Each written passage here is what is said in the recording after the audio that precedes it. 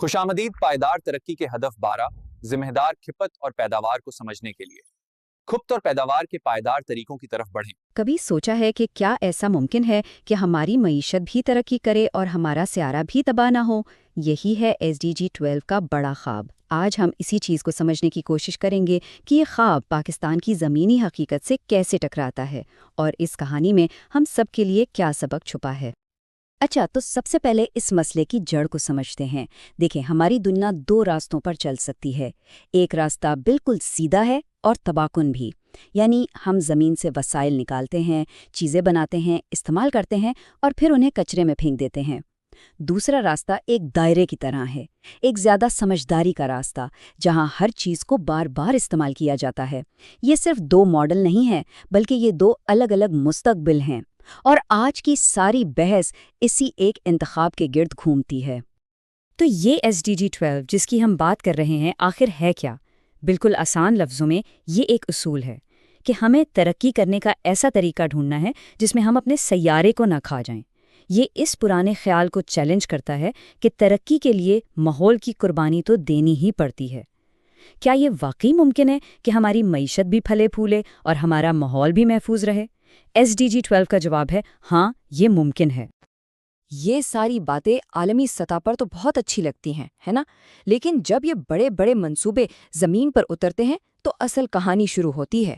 اور اسے سمجھنے کے لیے آئیے ایک ایسے ملک کی بات کرتے ہیں جو اس چیلنج کے بالکل مرکز میں کھڑا ہے، پاکستان۔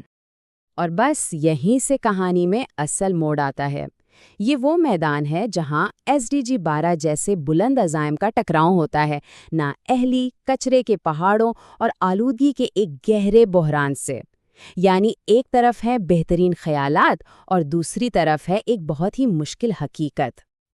دیکھیں، یہ کوئی ایک مسئلہ نہیں ہے، بلکہ یہ ایک طوفان ہے جو چار الگ الگ لیکن آپس میں جڑے ہوئے بحرانوں سے مل کر بنا ہے۔ آئیے ان چاروں کو ایک ایک کر کے دیکھتے ہیں تاکہ اس چیلنج کی پوری تصویر ہمارے سامنے آ سکے۔ تو پہلا بحران، اور ذرا اس عدد پر غور کریں، 3 کروڑ 60 لاکھ ٹن۔ یہ وہ ناقابل یقین مقدار ہے خوراک کی جو پاکستان میں ہر سال ضائع ہو جاتی ہے۔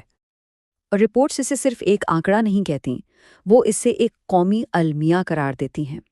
یہ الفاظ ہمیں یاد دلاتے ہیں کہ ضائع ہونے والے ہر ٹن خوراک کے پیچھے ایک انسانی کہانی ہے، ایک اخلاقی ناکامی ہے۔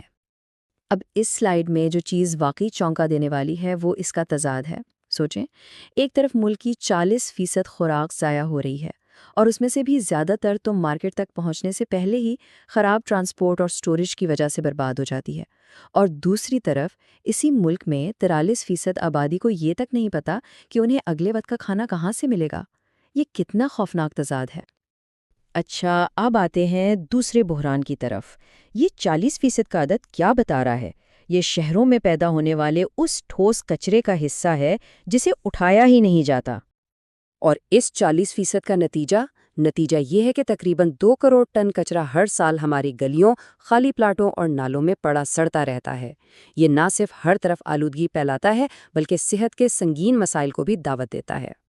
تیسرا بحران شاید سب سے خاموش ہے، لیکن اتنا ہی جان لیوا بھی، ای ویسٹ، یعنی پرانی الیکٹرانک چیزوں کا کچرا۔ پاکستان نہ صرف اپنا بہت زیادہ ای ویسٹ پیدا کرتا ہے، بلکہ یہ دوسرے ممالک سے آنے والے ای ویسٹ کے لیے بھی ایک عالمی ڈمپنگ گراؤنڈ بن چکا ہے۔ اور یہاں کی حقیقت بہت بھیانک ہے۔ اس کچرے کی ری سائیکلنگ کا سارا کام غیر رسمی ہاتھوں میں ہے، جہاں نہ کوئی قانون ہے نہ کوئی حفاظت۔ ذرا تصور کریں، بچے زہریلے الیکٹرانکس کو ننگے ہاتھوں سے توڑ رہے ہیں، اور ہر سانس کے ساتھ سیسا اور پارے جیسی زہریلی دھاتیں ان کے جسم اور ہمارے ماحول میں شامل ہو رہی ہیں۔ یہ ایک ایسا پوشیدہ بحران ہے جس کی قیمت انسانی جانیں اور ہمارا سیارہ چکا رہا ہے۔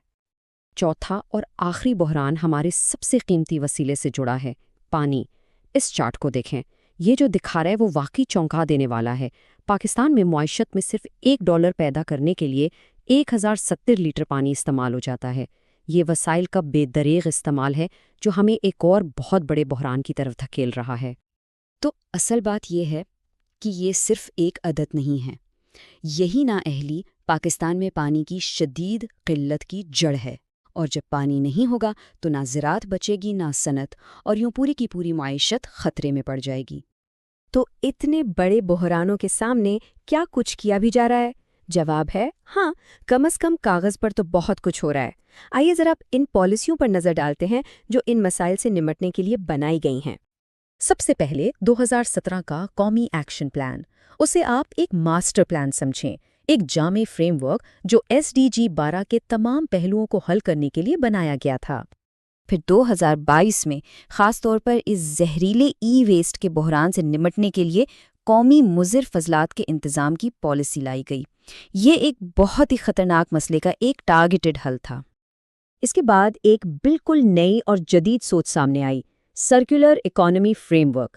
اس کا مقصد صرف کچرے کو ٹھکانے لگانا نہیں، بلکہ پورے معاشی نظام کو لینے، بنانے، پھینکنے کے ماڈل سے ہٹا کر دوبارہ استعمال کے ایک دائرے میں لانا ہے۔ اور آخر میں وہ پالیسی جس سے ہم سب واقف ہیں، پلاسٹک کے تھیلوں پر پابندی۔ یہ اس پوری کوشش کا سب سے زیادہ نظر آنے والا چہرہ تھا، جو روزمرہ کی زندگی میں ایک بڑی تبدیلی لانے کا وعدہ کر رہا تھا۔ تو پالیسیاں بھی ہیں اور مسائل کی فہرست بھی ہمارے سامنے ہے، پھر اصل مسئلہ ہے کہاں؟ یہیں اس تجزیے کا سب سے اہم نقطہ سامنے آتا ہے۔ اصل چیلنج ہے پالیسیوں اور حقیقت کے درمیان کا بہت بڑا فاصلہ، جسے کہتے ہیں امپلیمنٹیشن گیپ، یعنی منصوبے تو بہترین ہیں لیکن ان پر عمل نہیں ہو رہا۔ تو سوال یہ ہے کہ یہ فرق آخر ہے کیوں؟ اس کی 4 گہری وجوہات ہیں۔ پہلی بات، ہمارے پاس کچرے کو صحیح طریقے سے ٹھکانے لگانے کے لیے نہ مشینیں ہیں نہ جگہیں ہیں۔ دوسری، قوانین صرف کتابوں میں موجود ہیں، سڑکوں پر نافذ نہیں ہوتے۔ تیسری وجہ یہ ہے کہ معیشت کا ایک بہت بڑا حصہ سسٹم سے باہر کام کرتا ہے، جہاں کوئی اصول لاگو نہیں ہوتا۔ اور چوتھی اور شاید سب سے مشکل وجہ ہماری اپنی سوچ ہے، جہاں چیزوں کو پھینک دینا انہیں سنبھالنے سے زیادہ آسان لگتا ہے۔ یہ سب مل کر بہترین سے بہترین منصوبوں کو ناکام بنا دیتے ہیں۔ جب ہم اس پورے سفر پر نظر ڈالتے ہیں تو ایک ہی کہانی دہرائی جاتی ہے۔ 2017، پھر 2022، پھر 2023، ہر کچھ سال بعد نئے منصوبے، نئی امیدیں۔ لیکن آج اتنے سالوں کے بعد بھی ہم وہیں کھڑے ہیں جہاں سے شروع ہوئے تھے، ایک طرف اچھے ارادے اور دوسری طرف ایک ایسی حقیقت جو بدلنے کا نام ہی نہیں لے رہی۔ تو یہ پورا تجزیہ ہمیں ایک بہت بڑے سوال پر لا کر چھوڑ دیتا ہے کہ جب بہترین پالیسیاں اور شاندار منصوبے کاغذ پر لکھ دیے گئے ہوں تو آخر وہ کون سی چیز ہے جو انہیں کاغذ سے نکال کر زمینی حقیقت میں بدلتی ہے؟ اس پر سوچنا ہم سب کے لیے بہت ضروری ہے۔ آپ کے قیمتی وقت کا شکریہ۔ میں ہوں محمد ذیشان آوان۔ ہمارے ویژن 2047 کو سمجھنے اور اس میں حصہ لینے کے لیے ہمارے ساتھ رجسٹر ہوں۔